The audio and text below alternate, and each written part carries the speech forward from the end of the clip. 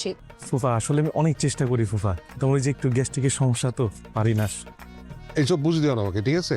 গ্যাস্ট্রিকের সমস্যা এই দেশের ঘরে ঘরে, আর রোজা রাখলে গ্যাস্ট্রিকের উপকার হয়। মানে কাগজপত্রগুলির ফটোকপি আমার একটু নেবেন, দলিল, পর্চা আর মিউটেশন। আমি 2টা দিন সময় নেবো, একটু যাচাই করবো, তারপর লেনদেন ব্যাস।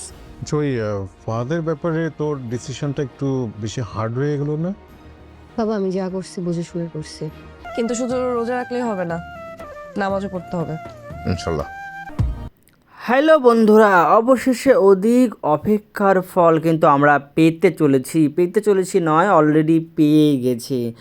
অলমোস্ট আমরা অনেকেই দেখে নিয়েছি যে আমাদের গল্প 36 নম্বর এপিসোড আপলোড করে দিয়েছে। যারা দেখেননি তারা অরিজিনাল চ্যানেল থেকে দেখে আসুন, এবং নেক্সট কবে যে 36 নম্বর দেবে সেটাও জানাবো। তা সেসব জানতে গেলে আমার চ্যানেলকে সাবস্ক্রাইব করে পাশে থাকুন।